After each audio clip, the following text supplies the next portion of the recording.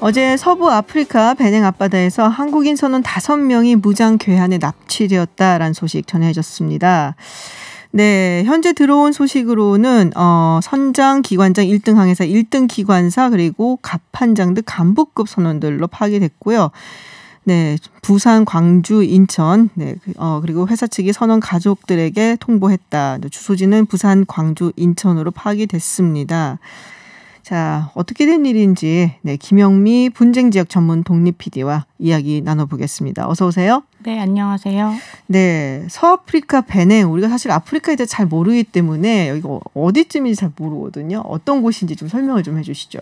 베냉은 그 서아프리카 쪽에서도 그 약간 해골 뒷부분에 그 밑에 쪽에 있고요.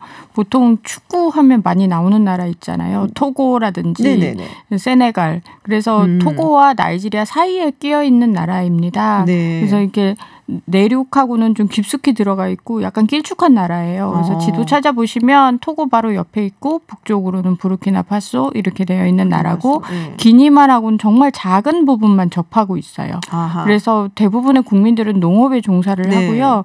프랑스 식민지였기 때문에 불어를 쓰는 나라입니다. 그래서 전 베닌이라고 사실은 들었어요. 베냉, 베냉이라고 이제 프랑스 나라의 이제 푼족이라고 네. 그 언어로는 조금 더 발음이 베냉에 가깝더라고요. 네. 그렇군요.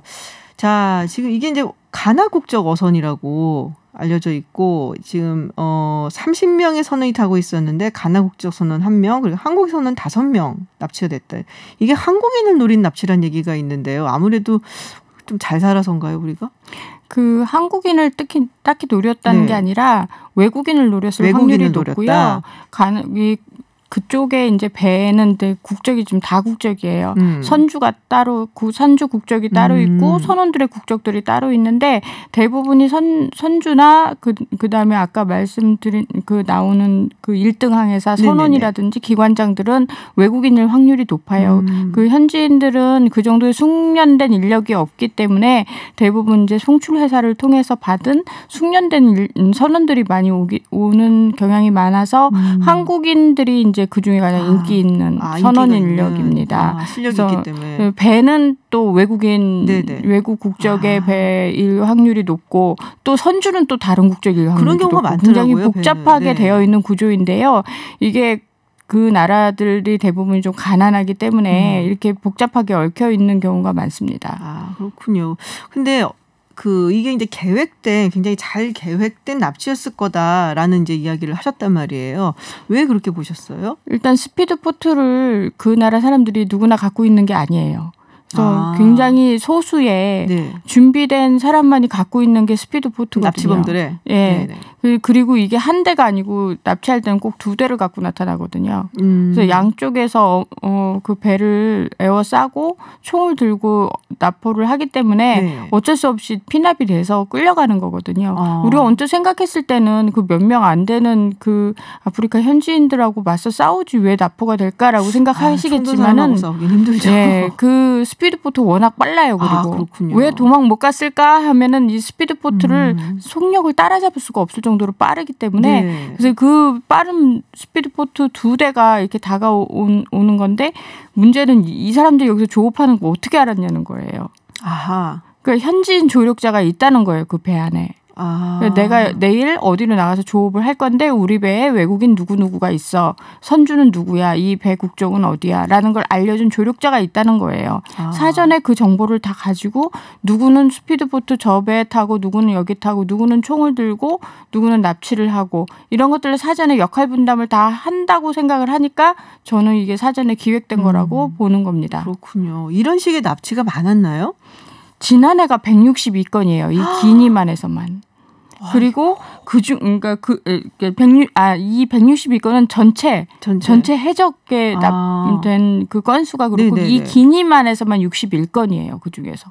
그럼 3분의 1 넘네요. 네, 넘습니다. 굉장히 자주 일어나는 곳이죠. 자주 일어나는 곳이죠. 그 옛날에는 동아프리카 쪽에서 많이 일어났죠. 소말리아 해적이 가장 맞아요. 오리지널 해적으로 각광을 받았던 그 사람들이 있었는데 그 기술이 나이지리아 쪽으로 이전을 갔어요. 어떤 경위인지. 그래서 나이지리아가 서아프리카 해적의 본거지처럼 되어 있었는데 지금은 나이지리아 그 주변 국가로 점점 퍼지는 듯한 그런 경향을 보이고요. 그 기니만이 지금 가장 극성인 그런 곳으로 지금 보여지는데요. 그 작년에 121명이 피납이 된 상황이에요. 그래서 결국은 이제 다들 풀려나거나 그랬지만 어쨌든 돈이 왔다 갔다 하는 그런 협상이 전개됐던 곳이기도 해요. 그러니까 우리 인력들이 많이 그쪽으로 가기도 하고 또 이런 빈도수가 점점 높아가는 것도 있고 그래서 앞으로도 굉장히 조심해야 될 그런 곳이기도 합니다. 그렇군요.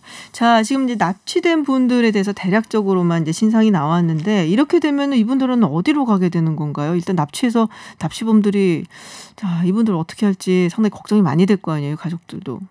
근데 일단 납치를 해서 신변의 위협을 가하진 않을 거예요. 왜냐하면 협상을 하려고 그러면 이분들이 다치거나 아프거나 하면 큰일 나거든요. 네네. 그래서 아마 그들 딴에는 잘 먹여주고 잘 재워주고 그렇게 대우를 할 거고요.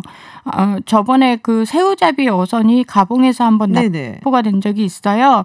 그때도 37일 만에 풀려났거든요. 그래서 이 해적들이 오래 인질들을 안고 있을 상황도 못 돼요. 왜냐하면 인질들을 계속 데리고 있으면 하루하루가 돈이거든요. 아, 그러네요. 그 정도 투자를 할 만큼 이 사람들이 부자가 아니기 때문에 그렇게 오래 있으려고 하지 않을 거고 최대한 빨리 협상을 해서 빨리 풀어주려고 노력은 할 거예요. 그렇지만 처음에 협상 루트라든지 또 이런 거 나눠일 거니까 시간이 어느 정도 걸릴 것 같고 평균적으로 한 달 정도가 넘는 것 같거든요. 지금.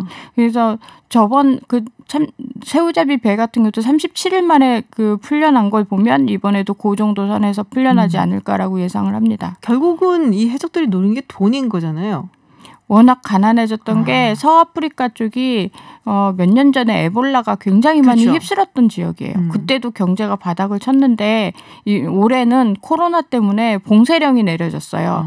이쪽 나라들은 대부분이 의료시설이 거의 제로예요. 정말 아무것도 없다고 보면 되는데 그렇기 때문에 코로나가 발생했을 때 이쪽 나라들이 한 조치는 무조건 봉쇄령이었거든요. 뭐 어떻게 할 방법이 없으니까 아무래도. 그런 상황에서 봉쇄령이 내려지면 이 사람들은 하루 벌어 하루 먹고 사는 사람들이 경제 생활이 완전히 멈춰버린 거죠. 그러니까 가난한 나라가 더 가난해져 버리고 그랬을 때 벼랑 끝에 몰린 사람들이 나쁜 수단으로 생각해낼 수 있는 것이 바로 이런 해적질이거든요.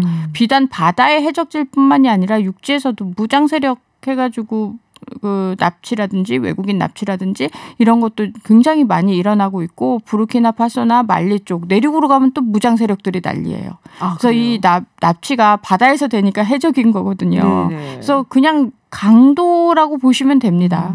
그렇군요. 그러면 지금 에볼라 얘기도 하셨고 그리고 뭐 굉장히 경제 사정이 워낙에 안 좋은 데다가 지금 코로나 때문에 또 타격을 입었고 이런 위험이 계속 또 높아질 수밖에 없겠네요. 그 주변에서는. 앞으로도 계속 높아질 수밖에 없는 게 코로나 상황이 좋아지지도 않을 거고 그쵸. 또 이들 나라가 한두 나라가 아니에요. 서아프리카 쪽이 가난한 나라가 한두 나라가 아니에요. 그래서 그런 나라들을 누가 어떻게 돌봐줄 수 있는 것도 아니고 그러니까 앞으로도 이런 상황들은 계속 전개가 될 것이고 그 소말리아 같은 경우도 처음에는 이렇게 아주 사소한 약간의 사소한 그 해적질에서 시작을 했고 나중엔 초대형화 돼버렸거든요. 아 그런 거예요? 네, 점점 금액이 커졌다고요. 그러니까 여기도 그럴 수 있는 소지가 다분하다고 저는 생각을 해요. 그래서 그러기 전에 국제사회가 개입을 해서 해적의 씨를 자르든지 그렇게 하지 않으면 소말리아처럼 될 수도 있겠다라는 우려가 되는 거죠. 소말리아 같은 경우는 어떻게 그러면 이제 조그맣게 시작을 했다가 이렇게 거대한 해적 조직으로 변한 건가요? 그들도 나름 명분이 있는 거예요. 육지에서 도저히 이 가난을 극복할 수가 없으니까 그 바다에 있는 어자원은 자기네들 건데 외국 사람들이 와서 가져가기 때문에 자기네들이 거기를 해안 경비를 한다는 명분인 거예요. 해적들 자기네들 다 해안 경비대라고 불렀어요. 아 그래요? 그래서 나름 자기들끼리 명분을 만들어요. 여기도 마찬가지인 거거든요. 외국인들이 와서 새우나 참치를 싹쓸이 해가면 안 되니까 우리는 그걸 지키려고 한다라는 나름의 또 명분을 만들 수도 있거든요.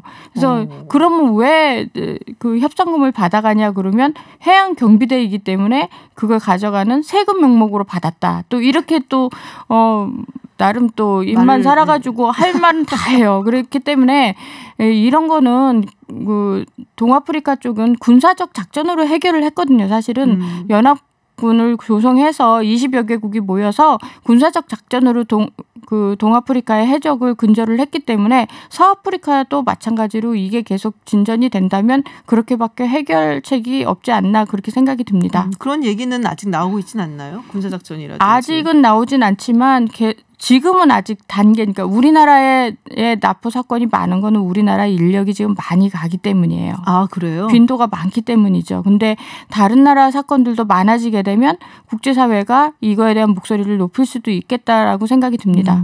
우리가 먼저 좀 의제를 던질 필요도 있긴 하겠네요. 이 부분에 대해서. 우리가 가장 그러면은 뭐 피해를 좀 많이 입는 편이다라는 말씀이시잖아요. 빈도가 높죠. 우리 이 선원 인력들이 숙련된 인력들이기 때문에 선원인 기관장, 가판장 이런 인력들은 굉장히 세계적으로도 알아주는 숙련된 인력들입니다. 그래서 그런 인력들이 송출하는 회사들이 부산에 있어요. 네네. 그래서 그 회사를 통해서 우리 선원들은 가기 때문에 전혀 이쪽 내용에 치안이라든지 이 부분에 대해서는 들은 바가 없을 수도 있어요. 아이고. 근데 기니만 쪽에는 그전에도 종종 강도들이 많이 나타나기도 하고 그랬지만 그냥 고작해야 현금 몇 푼 뺏어가고 말았지만 이렇게 사람을 데려가거나 그렇게까지는 일을 확대하진 않았어요. 근데 네네. 지금 현재 너무 가난해졌기 때문에 사람까지 데려가서 더 큰 돈을 노린다는 게 문제가 되는 거죠. 그렇군요. 그러면은 이 말씀하셨던 저처럼 이렇게 굉장히 고급 기술을 가진 뭐 이분들을 이제 송출을 한 거잖아요. 그래서 거기 가서 일을 하시는데 이 회사들에서 이런 부분에 대해서 알고는 잘 있나요? 우리 PD님만큼이라도 알고 있는지 막연하게 궁금한데. 알 수는 있겠지만 구체적으로 데이터라든지 전문가를 데려다 놓고 안전교육을 하지는 않을 거라고 보여져요.